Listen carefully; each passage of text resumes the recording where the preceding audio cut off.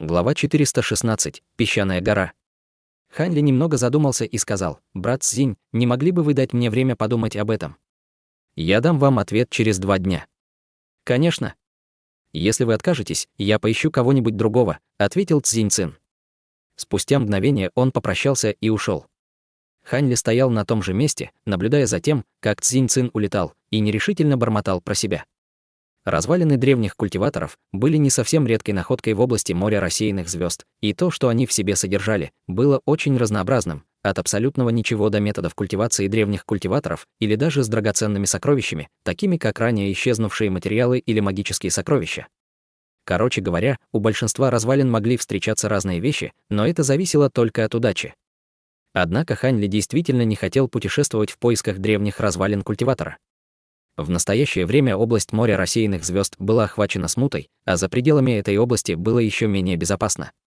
Кроме того, Хань Ли еще не доработал свои облачные бамбуковые мечи, поэтому он не мог сильно полагаться на свои силы. Таким образом, он действительно не решался отправиться в путешествие именно сейчас.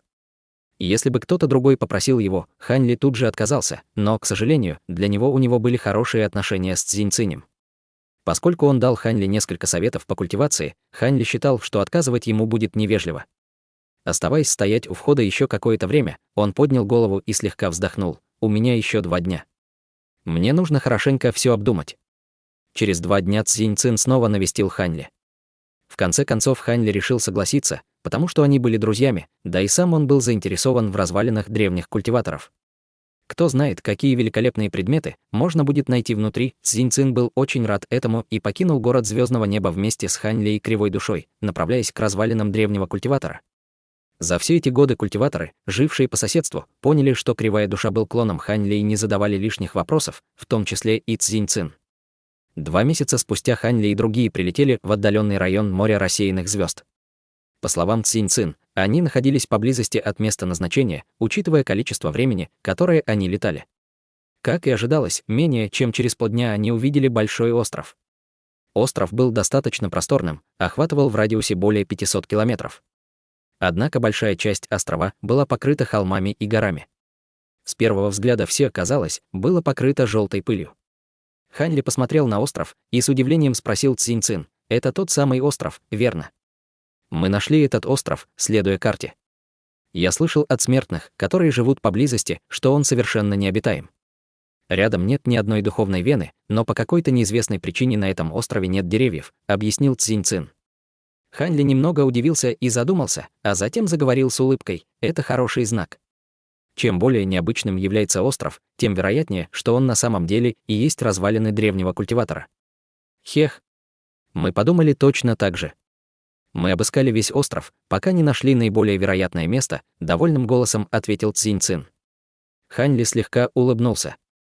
Осмотревшись, он небрежно спросил: «Вы сказали, что вокруг области установлено ограничительное заклинание? Где оно? На востоке, в 50 километрах, отсюда есть огромная песчаная гора. Одна из ее сторон опечатана большой формацией», — без колебаний ответил Цзинь Цин. Хань Ли ухмыльнулся и сказал: «Пойдем. Возможно, ваш партнер уже прибыл и снял ограничительное заклинание». «Хех. Честно говоря, это было бы неплохо. Это было бы гораздо менее хлопотно. В лучшем случае они только возьмут большую часть сокровищ внутри». Цзинь Цин почесал подбородок и сделал хитрое выражение лица. Когда Хань Ли увидел его выражение лица, он невольно рассмеялся. Очевидно было, что они шутили. Все знали, что формации древних культиваторов нелегко было снять. Для этого могли понадобиться долгие месяцы проб и ошибок. «Идемте, господин Хань.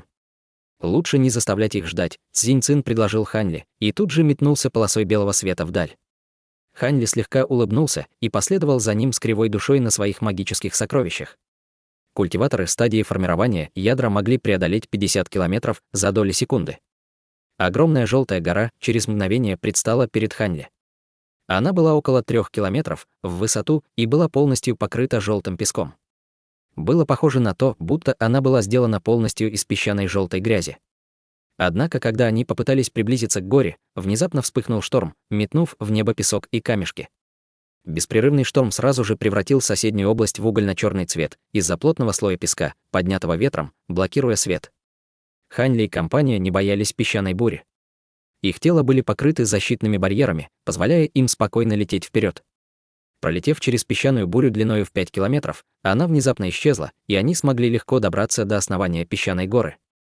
Затем Цзинь-Цин совершил небольшой круг вокруг горы вместе с Хань Ли, в конце концов достигнув нескольких грубых каменных зданий. Казалось, что они были построены с использованием техники трансформации камня, поскольку все здания имеют один и тот же монотонный серый цвет. Перед тем, как они спустились, дверь одного из зданий открылась, и оттуда вышли двое мужчин и женщина. Мужчины были культиваторами стадии формирования ядра, а женщина была на поздней стадии заложения фундамента. «Господин Даос Цзинь, вы прибыли». «Как раз вовремя». «Мы сами прибыли совсем недавно». Культиватор в центре был симпатичным юношей, одетым в белую одежду. При виде Цзинь-Циня он сердечно поприветствовал его. «Даос Ху прибыл раньше, как я и ожидал. В конце концов, вам не нужно было возвращаться в город звездного неба и забирать помощника Даоса Хань Ли». Цзинь-Цин любезно поприветствовал его в ответ. Казалось, они были в хороших отношениях. «Даос Хань Ли». Взгляд молодого культиватора несколько раз переместился между Хань Ли и Кривой Душой, не зная, кто из них тот самый. «Я Хань Ли. Этот человек — мой старший боевой брат Кривая Душа», — с улыбкой ответил Хань Ли. Когда он отправился сюда, Хань Ли договорился с Цзинь-Цинем, что было бы лучше скрыть тот факт, что Кривая Душа была его клоном.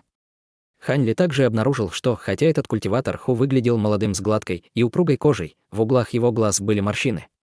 Казалось, что, хотя он выглядел молодо, на самом деле он был довольно старым. Этот был тот самый культиватор, с которым Цзинь-Цин поделил жемчужины. «Меня зовут Хуюэ.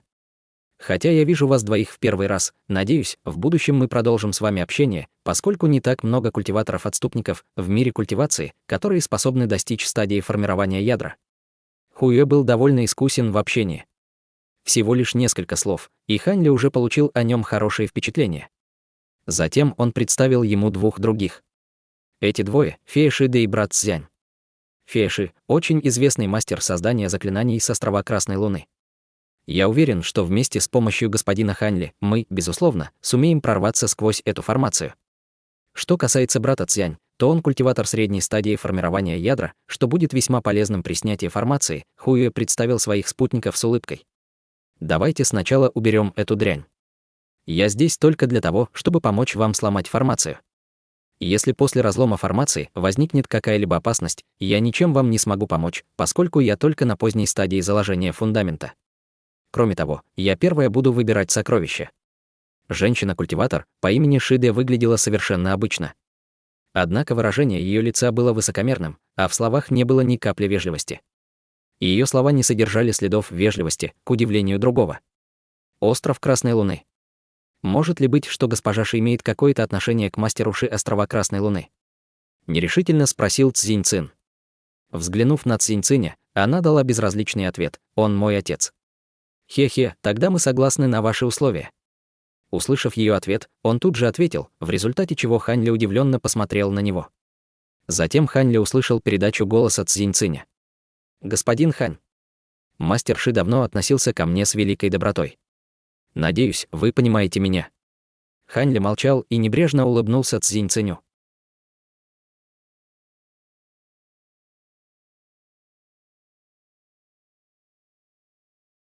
Глава 417. Используя одну формацию, чтобы разрушить другую, как насчет этого? Если брат Хань и Фея Ши прорвутся через формацию, тогда они могут выбирать первыми, а потом мы. Хуюэ немного смутился и уточнил условия. Худой, сморщенный культиватор по имени Цзян стоял в стороне и молчал. Для Хань Ли он выглядел слишком загадочно. «Господин Ху, не лучше ли сначала показать брату Хань Ли и Фее Ши эту формацию, а дележку оставить на потом? Если они не смогут сломать формацию, то этот разговор будет бесполезным», — с легкой улыбкой предложил Цзинь-Цин. Хуюэ стукнул себя по голове и сразу же согласился: «Верно. Это ограничительное заклинание слишком странное. Я вместе с господином Цзинь-Цинем атаковали его целый день. В результате мы только потратили впустую нашу магическую силу, а формация осталась совершенно невредимой». Остальные согласились и последовали за ними. Они полетели к задней части песчаной горы и остановились возле ничем не примечательного мелкого склона. «Взгляните, пожалуйста. Там, где область, покрытая желтым туманом, расположена формация», — Хуюэ указал на область склона. Остальным не нужно было ничего показывать. Они видели густой желтый туман, похожий на огромного зверя, затаившегося в засаде. Это немного пугало их. Черт! Кажется, это формация с двойными атрибутами земли и ветра. Интересно, когда Шиде увидела формацию, она слегка оживилась. Хань Ли сначала наблюдал за женщиной, а только потом взглянул на формацию. После этого у него на лице появилось радостное выражение. Это ограничительное заклинание в самом деле было заклинанием формирования с двойными атрибутами ветра и земли, как сказала женщина. На его нынешнем уровне было бы довольно трудно прорваться через него. В этот момент Шиде медленно спустилась к краю заклинания и с энтузиазмом достала странный магический инструмент в форме диска. Она погладила свой магический инструмент и направила его в желтый туман, в результате чего он выстрелил зелеными лучами света. Затем пучок бесследно исчез в пласт. Шиде нахмурилась, затем она вытащила хрустальный огненный шар и несколько раз потерла его рукой, прежде чем тоже отправить его в желтый туман. Хрустальный шар мерцал какое-то время, но потом также погрузился в густой желтый туман. В этот момент цвет лица женщины стал мрачным от беспокойства. Она продолжала исследовать формацию с помощью еще 8 различных магических инструментов. Однако, ни один из других магических инструментов, кроме желтого медного зеркала, которое могло сиять сквозь область тумана, не имели никакого эффекта. При виде этого остальные члены группы переглянулись между собой и подошли к женщине. Хань Ли какое-то время наблюдал за женщиной, продолжающей посылать в туман магические инструменты, а затем тяжело вздохнул. Еще через мгновение он мягко спросил: «Фея Ши, как насчет того, чтобы вы позволили мне попробовать?» «ГМ. Если у господина Хань Ли есть какие-то трюки, не стесняйтесь использовать их. Я не собираюсь вас останавливать», судя по тону, с которым фея Ши произнесла это, она была расстроена. Хань Ли немного рассердился, но внешне он был совершенно спокоен. Не обращая на нее никакого внимания, он похлопал по своей сумке для хранения и вытащил оттуда дюжину маленьких флагов разных цветов. Затем они окружили Хань Ли и начали медленно вращаться вокруг него. Флаги для создания формации, при виде этого Цзинь Цин невольно произнес. Остальные изумлялись, не зная, что Хань Ли собирается делать с формацией. Хань Ли не обращал внимания на их изумленные выражения и просто направил флаги формации. В следующую секунду флаги формации метнулись полосками яркого света над желтым туманом. Они расположились над туманом по форме, смутно напоминающей большую медведицу. Большая медведица-земляная формация, Шиде узнала формацию по флагам и была немного удивлена. Сразу после того, как она произнесла это, флаги формации загудели. Затем каждый из них выстрелил лучами света, соединившись в концентрированный световой столб в направлении желтого тумана. Вскоре после этого столб света полностью исчез. При виде этого другие взглянули на желтый туман, но увидели, что совершенно ничего не произошло. «Брат Хань», это Цзинь Цин невольно спросил, пытаясь развеять сомнения в его сердце, однако кое-что внезапно прервало его. Изначально неподвижный, густой туман внезапно хлопнул, словно кипящая вода под крышкой. Туман начал подниматься, словно кто-то перевернул крышку формации. Казалось, что туман внезапно ожил. В этот момент глаза Хань Ли были наполнены сиянием, в следующее мгновение он метнул несколько магических печатей в направлении летающих флагов. Вскоре флаги формации начали непрерывно стрелять из концентрированного разноцветного луча света. Вскоре после этого произошла еще одна удивительная сцена. Желтый туман начал подниматься и опускаться в ритмичных колебаниях, в результате чего на нем стали появляться выступы размером с чаши для риса. Со временем выступы становились все больше и выше, словно изнутри пытался вырваться монстр. Остальные при виде этого были полностью ошеломлены и невольно сделали несколько шагов назад.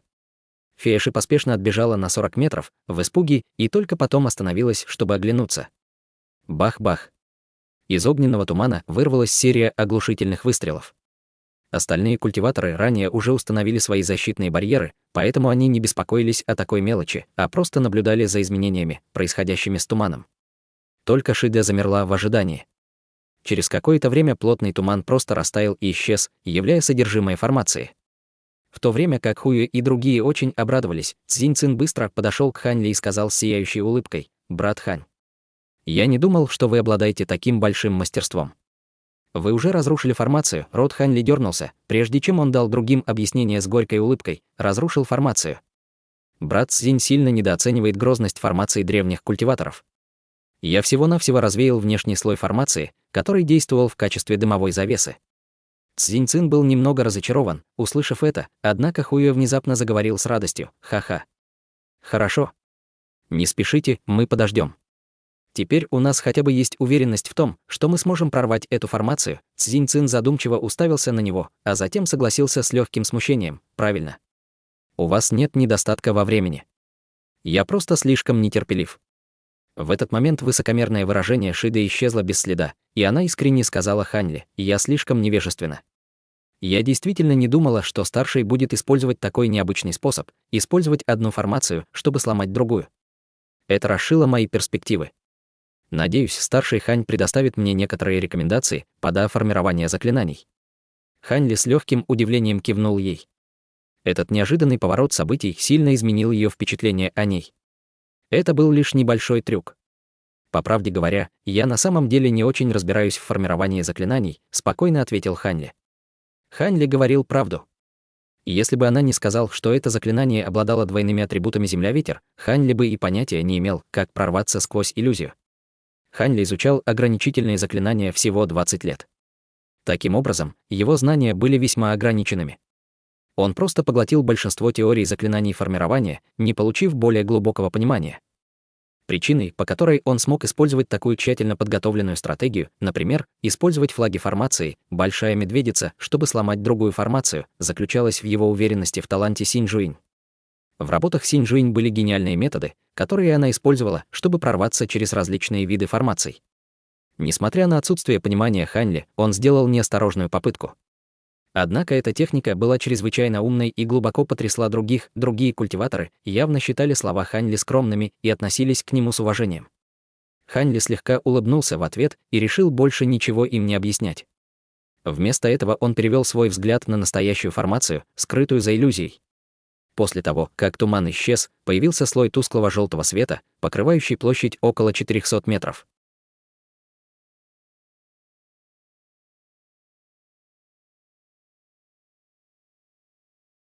Глава 418. Прорыв формации. Световой барьер, который только что предстал перед ними, был толстым и слегка размытым. Хотя он был уже не такой нечеткий, как густой желтый туман, он все еще огорчал остальных. В дополнение к внешнему световому барьеру, казалось, было еще несколько слоев внутри и круглый столб в самом центре светового барьера, высотой в 10 метров. На нем были видны различные иероглифы и знаки, которые никто не мог понять, поскольку их духовное чутье было полностью заблокировано световым барьером. Но более странным было то, что по всему световому барьеру беспорядочно мерцали тонкие полосы радужного света. Это выглядело так, будто они были живыми.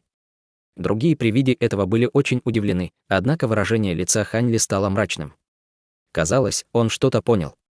Хотя он и не сталкивался с большим количеством древних формаций, он изучил записи Синь Жуинь, в которых описывались эти самые древние формации. Аура и внешний вид этой формации не соответствовали этому описанию ни малейшим образом. Более того, формация содержала в себе зловещую ци. Имея это в виду, Ханьли взглянул на Шиде. Он видел, как она изучала формацию с большим любопытством, но, казалось, она не заметила ничего необычного. Ханьли решил, что он ошибся, поскольку он не был хорошо знаком с формациями. Кажется, что сегодняшний день подходит к концу. Поскольку брат Хань и другие пришли сюда издалека, как насчет того, чтобы сегодня отдохнуть, а завтра продолжить? В конце концов, формацию все равно не сломать за такой короткий промежуток времени, сказал Хуюэ, проявляя большую заботу о Ханьли и остальных, которые недавно прибыли. Поскольку Ханьли чувствовал, что на разрушение этой формации понадобится довольно много времени, он не отказался от предложения Хуюэ. Несмотря на то, что фея Ши, похоже, уже определила типа формации и с нетерпением ждала продолжения, она не выразила никаких возражений на этот счет. Таким образом, вся группа вернулась в свои каменные жилища. Поскольку каменных жилищ было мало, Ханьли и остальных тут же создали себе новые, а затем отправились отдыхать. На следующее утро Ханьли и Шиде снова оказались у барьера и начали проверять свои расчеты. Сам процесс уничтожения формации был очень медленным, особенно с самого начала. Они чувствовали себя несколько подавленными, не зная, с чего начать. Они часто сталкивались с несколькими непреодолимыми трудностями, тратя несколько дней на их решение. Однако формация была неодушевленной, в то время, как они были живыми. Это было вопросом времени, прежде чем какое-либо заклинание можно будет полностью изучить и понять. Даже особенно странные формации, в конце концов, можно было разгадать. Благодаря сотрудничеству Ханьли и феи Ши, эта древняя формация тоже не стала исключением. Понемногу стали проясняться даже мельчайшие детали. За это время мнение Хань Ли о Шиде сильно изменилось. Несмотря на то, что она выглядела довольно высокомерной, она на самом деле обладала большими знаниями о формациях. Мало того, что она полностью понимала все виды широко распространенных формаций, ее анализ состава заклинания был дотошным и безупречным, чему Хань Ли даже немного завидовал. Хотя Хань Ли видел, что ее достижения в теории заклинаний формаций были не такими впечатляющими, как у Синь Жуинь, она не так далеко ушла от нее. Но в то же время Хань Ли был несколько озадачен. Почему все мастера до формирования заклинаний, которых он знал, были женщинами? Неужели небеса одарили женщин-культиваторов талантом к его пониманию, однако фею Ши все-таки нельзя было сравнить с Синь Жуинь. Хотя она хорошо понимала теорию, она знала совершенно мало техник, с помощью которых можно было разбить формацию. Она просто чередовала несколько техник, пробуя все подряд, но ни один из них не работал. Хань Ли хорошо знал свои собственные формации. Такой новичок в формациях, как он, никогда не спорил с тем, что говорила эта женщина, а только использовал методы, которые были указаны в записях Синь Жуинь. В ответ на его действия женщина всегда удивлялась. В результате чего Хань Ли и фея Ши смогли отлично координировать свои действия. После того, как женщина-культиватор проанализировала слабые места формации, Хань Ли думал над тем, как ее разрушить. Мало того, что этот способ был довольно быстрым и эффективным, они отлично дополняли друг друга. Что касается Цзиньцина и других, в настоящее время они ничем не могли быть полезны и просто медитировали в каменных зданиях, спокойно ожидая, пока те двое разрушат формацию. 3 месяца спустя Хань Ли и Шиде позвали остальных на склон. За последние несколько дней тяжелого труда им почти удалось прорваться через великую формацию. Теперь оставалось последнее. Как только она исчезла, перед ними предстал странный каменный столб в центре. Внешний вид светового барьера теперь сильно отличался от первоначального. Мало того, что он уменьшился в половину, изначально тусклый красный свет превратился теперь в ярко-красный. При приближении можно было почувствовать жар огня. Но более всего с толку сбивало то, что множество разноцветных световых полос внутри светового барьера превратились теперь в крылатых огненных змей. Они хаотично летали внутри светового барьера и изрыгали пламя. Что это за демоны? Удивился Цзиньцин при виде их. Другие также были удивлены. Огненный атрибут — крылатый демонический дух. Они встречаются довольно редко и появляются только в чрезвычайно специфических областях. У них чрезвычайно короткий срок службы, который составляет всего несколько часов, а потом они исчезают. Однако, пламя этих демонов мощнее, чем пламя культиватора стадии формирования ядра. Их любимая еда — это души смертных и ядра культиваторов. С ними будет очень неприятно иметь дело. Последняя формация была трансформирована в область в Триянь, что позволяет огненным духам появляться постоянно. И если бы кто-нибудь силой попытался преодолеть эту формацию, не зная об этих существах, он наверняка стал бы их жертвой крылатых извергов, гордо объяснила Шиде. В конце концов, очень немногие знали о крылатых демонах, но она сразу их узнала. Крылатые демоны. Когда Цзиньцин и другие услышали, что демоны способны поглотить их первичные души, их выражения тут же изменились. Раз вы говорите нам об этом, значит, есть способ прорваться. «Пожалуйста, говорите на инструкции», — неожиданно произнес молчаливый культиватор по имени Цзян. Другие были немного удивлены, услышав это, и обратили свои взгляды на Шиде и Хань Ли. Хань Ли слегка улыбнулся, но молчал. Шиде ухмыльнулась и ответила: «Сначала старший Хань и я не знали, что делать, но после многих дней обсуждения мы в конце концов придумали безопасный способ преодолеть это ограничение. Однако для этого требуется ваша помощь». Хотя выражение лица этой женщины было спокойным, ее мелодичный голос заставлял ее казаться более очаровательной. «Скажите же нам. Мы обязательно будем следовать вашим инструкциям», — сказал Хуюэ. Шиде четко отдала приказы: чтобы прорваться через эту формацию, нам требуется одновременная помощь многих инструментов магии воды.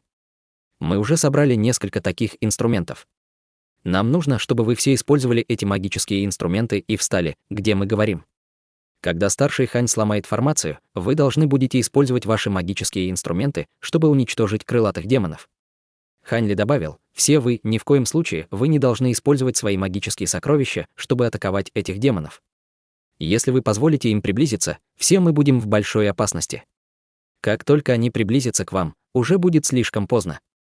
Увидев торжественное выражение Хань Ли, Хуюэ и другие переглянулись между собой и согласились, в то время как их сердца слегка дрожали. Затем Хань Ли достал маленькую линейку, маленький молоток и маленькие вилы и передал их Цзиньцину, кривой душе и культиватору по имени Цзян соответственно. Что касается Шиде, она передала синий шарф Хуюэ. Затем группа встала в соответствии с указаниями Шиде. В следующий момент она поспешно отступила и достала короткий магический инструмент в виде меча и сосредоточила свое внимание на Ханьле. Ханьли не спешил действовать. Сначала он внимательно осмотрел окрестности. Убедившись, что поблизости не было ничего странного, он начал действовать.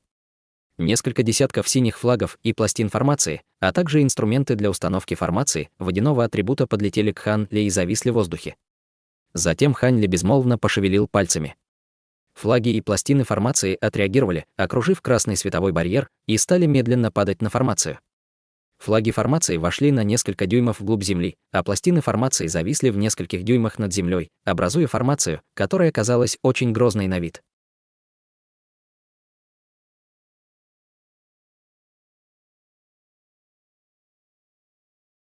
Глава 419. Заброшенная древность. После того, как Ханьли убрал флаги и пластины формации, он глубоко вздохнул и собирался снять технику, прежде чем его прервал чей-то свист, доносящийся с горизонта. Синее сияние мелькнуло по линии горизонта, за которым последовала синяя полоса, напоминающая водяного дракона, быстро летающая через океан. В мгновение окон оказался над ними. Когда свечение погасло, пред ними предстал эксцентрик с парой мечей за спиной. Увидев его, другие были поражены. Над ними витала морщинистая, худая фигура с серьезным, раскрасневшимся лицом, яростными треугольными глазами и длинными, грязными седыми волосами. Этот мужчина выглядел очень странно и был одет в черную рубашку с короткими рукавами, а на его талии висела плетеная корзина. Его духовные колебания указывали на то, что он был культиватором средней стадии формирования ядра. Судя по всему, он много знал об этом районе и был удивлен, увидев так много культиваторов в стадии формирования ядра. Но после того, как его взгляд опустился на барьер красного света и инструменты создания формации Ханьли, его выражение сильно изменилось. «Вы, младшие, ищете своей смерти. Как вы осмелились воспользоваться отсутствием лорда этого острова, чтобы заглянуть в формацию? Проваливайте с этого острова, сейчас же!» Закричал эксцентричный старик со зловещим взглядом. Владелец острова, это ваш остров. Хуюэ и Цзиньцин мгновенно переглянулись между собой. В этот момент Ханьли и остальные были растеряны. Так это бы обитаемый остров, у которого даже был лорд. Хуюэ нахмурился и спокойно спросил: «Господин, вы лорд этого острова, конечно?» «Я хозяин этого острова в течение нескольких сотен лет», — грубо ответил эксцентричный старик. «Странно, мой брат Цзинь и я ни разу не увидели вас в нашей последней поездке», — спокойно сказал Хуюэ. «Что? Вы уже приходили сюда? Какое бесстыдство! Вы приходили сюда, когда я был занят делами с острова», — гневно произнес старик. Хуюэ усмехнулся и насмешливо сказал: «Значит, вы говорите, что вы единственный обитатель этого острова? Тогда вы сами себя назначили лордом острова, поскольку формация уже была почти удалена». Хуюэ не желал тратить время на какого-то эксцентрика перед ними. «Да какая разница? В любом случае вы совершили тяжкое преступление, когда разрушили эту формацию. Поскольку вы не собираетесь отступать, я помогу вам остаться здесь навсегда». Внезапно плетеная корзина на его талии превратилась в полоску холодного белого ци и выстрелила в направлении Хуюэ. Ханьли и другие были удивлены. Он что, сошел с ума? Разве он не видел, сколько перед ним было культиваторов в стадии формирования ядра? Неужели так сложно было понять, что все они на стороне Хуюэ? Хуюэ тут же дал ему равнозначный ответ. Взмахнув рукой, в направлении старика вылетело два красных луча света. Туман, который испускала корзина старика, тут же рассеялся. Кажется, что эта собака лает сильнее, чем кусает. Хуюэ расслабился, глядя на то, как туман рассеялся, и уколол старика словами. Эксцентрик молчал, но странно улыбался. Внезапно сердце Хуюэ вздрогнуло, а выражение его лица внезапно изменилось, и он закричал: «Что происходит?» Мои летающие кинжалы, два летающих кинжала, которые он выпустил в корзину старика, зависли в своем первоначальном месте, как будто они терпели неудачу. Затем рассеянный белый ци быстро собрался и со вспышкой сияния снова вернулся в свой изначальный вид плетеной корзины. Два летающих кинжала оказались в ловушке внутри корзины, будучи окутанными белой ци, они были не способны вырваться на свободу. Хуюэ не поверил своим глазам, когда увидел, что его магическое сокровище было захвачено. Однако эксцентрик не давал им времени подумать.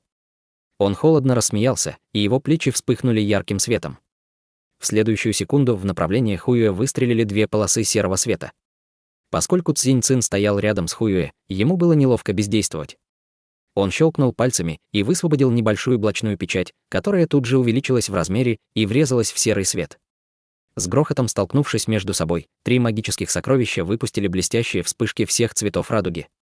В тот момент культиватор по имени Цзянь взглянул на Хань Ли кривую душу, а затем поднял руку и выстрелил в направлении эксцентрика черной и белой ци. Хань Ли внутренне вздохнул. Поскольку все остальные начали действовать, он и кривая душа больше не могли просто так стоять, им тоже нужно было присоединиться к битве против эксцентрика. С этой мыслью Хань Ли и кривая душа выпустили свои магические сокровища, вступив в бой.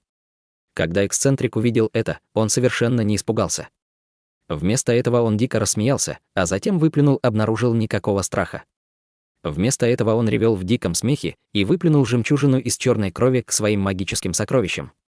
Произошла серия невероятных взрывов, то, что сейчас произошло, совсем не соответствовало их ожиданиям. Жемчужина выпустила черное сияние, и когда она коснулась магических сокровищ других культиваторов, она взорвалась, нанося огромный урон магическим сокровищам. Культиватор по имени Цзянь почувствовал сильную душевную боль от этого и выглядел крайне расстроенным. Его руки выполнили жест заклинаний, призывая летающие вилы. После этой стычки ему придется примерно год культивировать их в своем ядре, чтобы вернуть им форму. Однако его призыв увенчался неудачей. Внезапно эксцентрик холодно рассмеялся, а его плетеная корзина вспыхнула белым светом и выстрелила в магические сокровища полоской белого света, затягивая их внутрь. Культиватора по имени Цзян вдруг как будто осенило при виде этого, и он отчаянно закричал «Древнее сокровище!». Он использует заброшенную древность, Хань Ли был ошеломлен, увидев это. Заброшенная древность была на самом деле магическим сокровищем, усовершенствованным древними культиваторами. Этот тип магического сокровища обладал всего одной божественной способностью, но его сила была огромной, и ее нельзя было сравнить с силой обычных магических сокровищ нынешнего времени. Техники создания магических сокровищ и материалы древности существенно отличались от нынешних. Эти сокровища нельзя было внедрить в тело, а можно было только переносить как магический инструмент. Это был также единственный способ отличить заброшенную древность от обычных магических сокровищ. Теперь, при виде этой невероятной плетеной корзины, он вспомнил, что она с самого начала висела на талии старика. Так что трудно было определить в ней заброшенную древность. Что касается противоположных небесных копьев, которые использовались при охоте на человекоподобного карпа, которые использовали эксперты 6 объединенных павильонов, они также были заброшенными древностями. Хотя Хань Ли был несколько поражен появлением этого древнего сокровища, у него было много козырей в рукаве. Однако он совершенно не собирался их использовать. Он был убежден, что лучше ему скрывать свои трюки до последнего. Кроме того, он ясно понимал, что даже если у врага есть древнее сокровище, он не сможет легко справиться с таким количеством культиваторов в стадии формирования ядра. Достаточно было бы продемонстрировать способность, эквивалентную этому культиватору. С этой мыслью Хань Ли и кривая душа продолжили использовать всего 2 магических сокровищ, не совершая никаких необдуманных действий. Он был уверен, что кто-нибудь другой неизбежно проявит инициативу, как он и ожидал. Хуюэ и другие обрадовались, услышав, что плетеная корзина была древним сокровищем. Поскольку эксцентрик напал на них первым, им было нужно объединиться, чтобы уничтожить его и ограбить. Таким образом, немного поколебавшись, культиватор по имени Цзян сделал жест заклинания руками, в результате чего из его сумки для хранения вышли 3 полосы черного света, 3-метровые черные знамена с убийственной аурой. Затем он открыл рот, выпустив нитку черной ци в сторону черных знамен. Знамена несколько раз загудели, в результате чего другие культиваторы были удивлены. Между тем, Хуюэ сразу же отказался от своих попыток восстановить контроль над своими летающими кинжалами и зашевелил руками, выпуская серию ударов молнии. Цзинь Цин внезапно бросил магическую печать в сторону своего магического сокровища, в результате чего она выпустила драконий крик и снова увеличилась в размере. Увидев, как трое совершили такие великие проявления силы, Хань Ли внутренне усмехнулся и посчитал, что этот эксцентрик должен был сильно пострадать от этого. Однако старик был лишь слегка удивлен, а усмешка на его лице вскоре появилась снова. Он сорвал с себя рубашку с короткими рукавами, обнажая верхнюю часть тела. Хань Ли был удивлен увиденному. Помимо его сморщенной груди, 2 человеческих черепа размером с кулак кусали его за бока. Каждый из черепов был угольно-черным и имел длинные, грязные волосы. Кроме того, черепа извивались словно живые. В этот момент громадная голубая молния и 3 черных знамени неслись в глаза эксцентрику. Он вытянул 2 пальца и начал говорить странные заклинания. 2 человеческих черепа начали испускать приглушенные зазывания, а затем отцепились от его живота и укусили его за пальцы. В следующую секунду они заблокировали атаку на эксцентрика.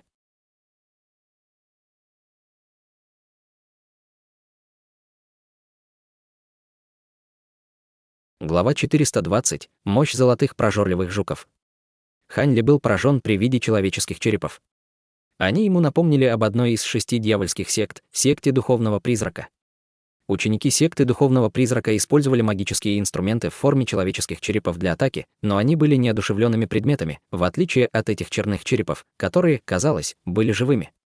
Что случится, если на Хань Ли нападет один из таких черепов? Культиватор по имени Цзянь громко закричал и направил свои знамена, в результате чего из них вышло множество нитей черной духовной ци.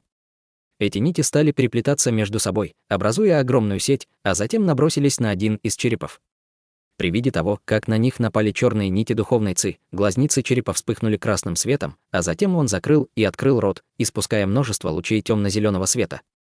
Черные нити, коснувшись этих темно-зеленых лучей, сгорали, превратившись в облако голубого дыма. Культиватор по имени Цзянь побледнел при виде этого, а затем поспешно сформировал еще один жест заклинания, желая активировать еще одну божественную способность черных знамен. Черный череп внезапно увеличился до размера повозки, а в следующее мгновение выпустил толстую полосу черного света. 3 черных знамени были окутаны полосой этого света, а затем их затянуло в рот черепу. Затем челюсть черепа захлопнулась, и раздался треск. В мгновение 3 черных знамени были разломаны. В то же мгновение, когда культиватор по имени Цзянь увидел это, его лицо побледнело, чувствуя, что его связь с черными знаменами разорвана. «Демон! Как ты посмел уничтожить мое магическое сокровище?» В ярости воскликнул культиватор по имени Цзянь, однако в глазах у него был страх. Хотя другие не знали, однако его знамена тоже были заброшенными древностями. Ранее он уже сталкивался со свирепыми противниками, но он не ожидал, что он встретит свой конец в пасти этих черепов.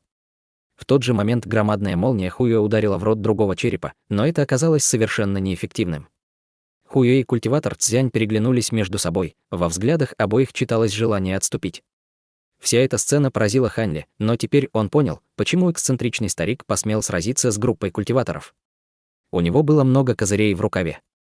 Мало того, что он обладал большим количеством магических сокровищ, но каждая из них также обладала невероятными способностями.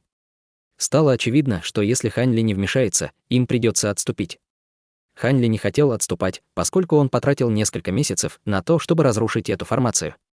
Теперь он не мог позволить кому-то вмешаться в это, когда он был на грани успеха. Кроме того, хотя Хань Ли не хотел рисковать, он хотел проверить силу золотых прожорливых жуков, чтобы выяснить, заслуживают ли они свое место в рейтинге свирепых насекомых. Поскольку эксцентрик перед ним был необычным культиватором стадии формирования ядра, было очевидно, что для подобного теста он подходил лучше всего. С этой мыслью Хань Ли вступил в битву. Пока Хуюэ и другие взволнованно летали в небе, бомбардируя 2 черепа, они четко поняли, что обычные магические сокровища не оказывали на этих черепов никакого воздействия, поэтому они прекратили свои атаки. Что касается большой блочной печати Цзиньцина, она также не показала себя достаточно эффективной. Ей засосало в корзину, когда он этого меньше всего это ожидал. По лицу Цзиньцина стекал пот. Что касается кривой души, который стоял рядом с ним и Шиде, они только молча наблюдали, не в состоянии оказать какую-либо помощь. При виде этого Хань Ли пристально взглянул на этого эксцентрика, а затем вытащил свою сумку для хранения духовных животных. Действие Хань Ли, похоже, привлекло внимание эксцентрика. Вероятно, это было благодаря его сильному духовному чутью. Он сразу же сосредоточил свое внимание на Хань Ли и выудил что-то из своей груди с зловещим выражением на лице, словно хотел вытащить еще одно магическое сокровище, чтобы разобраться с Хань Ли. В ответ Хань Ли решил атаковать первым. Он слегка подбросил свою сумку для хранения духовных животных и быстро ударил по ней лазурной печатью заклинания, которую он сформировал своей рукой. В следующую секунду сумка для хранения затрепетала, и из ее не вырвалось несколько десятков сверкающих сфер. Эти сферы были размером около фута, а цвет их был как серебряный, так и золотой. Когда эксцентрик увидел их, на его лице появилось презрение. В следующее мгновение он достал черное дхарма-колесо и швырнул его вперед с холодным смехом. Колесо, подлетая к летающим сферам, увеличилось в несколько раз. Когда сверкающие сферы столкнулись с этим колесом, они звякнули и исчезли. Ха-ха, эксцентрик громко засмеялся и направил свое колесо на Хань Ли, очевидно, приказывая ему уничтожить его. Однако в этот момент послышалось жужжание, которое становилось все громче и громче. В одно мгновение звук стал настолько громким, что все невольно повернулись в стороны источника звука. Даже эксцентричный старик прекратил смеяться. Осколки из сфер ожили и превратились в несколько тысяч крупных золотых и серебряных жуков большого размера, которые роились рядом с колесом. Это жужжание было вызвано шелестом их крыльев. Они наводили на всех ужас. Хань Ли не дал эксцентрику опомниться и сразу приказал своим жукам с помощью духовного чутья напасть и уничтожить колесо. В одно мгновение магическое сокровище поглотило куча золотых и серебряных жуков. «Да ты совсем обнаглел, щенок!» Придя в себя, старик сделал жест заклинания руками, заставив его колесо выпустить облака черного ци, собираясь уничтожить этих жуков. Однако то, что произошло в следующий момент, ошеломило старика. Как только туман вышел из колеса, жуки просто сожрали его, не оставив и следа. Другая часть жуков набросилась на колесо и стала пожирать его. Хань Ли радовался выражению лица у старика. В мгновение колесо также было съедено этими жуками. После того, как жуки сожрали колесо, жужжание стало еще громче. Старый эксцентрик позеленел от злости. Хань Ли отдал жукам следующий приказ, заставив их превратиться в большое золотисто-серебристое облако, которое направилось к эксцентрику. Теперь, зная свирепость жуков, на лице эксцентрика появилась паника. Он тут же приманил к себе свои черепа, в то время, как по спине у него лил холодный пот. Черные черепа, слегка мерцая, заблокировали его. Глядя на это, Хуюэ и культиватор Цзянь вздохнули с облегчением и отлетели подальше, с изумлением наблюдая за происходящим. Эксцентрику стало не по себе. Он вынул короткий кинжал по вспышке света. Немного поколебавшись, он отрубил себе 2 пальца с яростным выражением на лице. 2 черепа тут же подлетели к нему и съели каждый по одному. Затем они радостно взвыли. Затем эксцентрик раскрыл рот и выплюнул в имлбы 2 черных потока света. Черепа слегка застонали и начали трансформироваться. Под звук хруста костей у каждого из черепов выросло по паре рог, напоминающих рога горных козлов. Острые зубы черепов стали еще острее и длиннее. Еще через несколько секунд волосы черепов стали кроваво-красного цвета. Вперед! Как только трансформация черепов завершилась, эксцентричный старик с облегчением вздохнул и направил их к рою насекомых. Глаза призрачных черепов засверкали странным зеленым светом, а затем они метнулись в сторону насекомых. Когда золотые прожорливые жуки увидели головы призраков, направляющихся к ним, они разделили свой общий рой на 2 под командованием Хань Ли. Каждая часть общего роя метнулась к одному из призрачных черепов. Трансформированные головы призраков раскрыли свои рты и выплюнули потоки темно-зеленого пламени, которые стали в несколько раз толще, чем раньше. Этот поток пламени оттолкнул рой жуков метров на 10. Рой жуков был расстроен. На доли секунды на лице эксцентрика появилась радость. Потоки огня, которые были направлены на рой жуков, не причинили ему никакого вреда. Жуки продолжили лететь вперед, как ни в чем не бывало. Старик буквально не верил своим глазам. Потоки пламени, что выплюнули призрачные черепа, были более мощными, чем ядерное пламя. Как такое может быть, что они не повредили каких-то насекомых, но, несмотря на то, что он не имел возможности справиться с золотыми прожорливыми жуками с помощью своих призрачных голов, они могли какое-то время оттеснять жуков. Оказалось, что они застряли в тупике. Эксцентричный нахмурился и начал обдумывать контрмеры. В этот момент жужжание стало еще громче, чем раньше. Когда эксцентрик поднял голову, его лицо побледнело, словно в его теле совсем не осталось крови.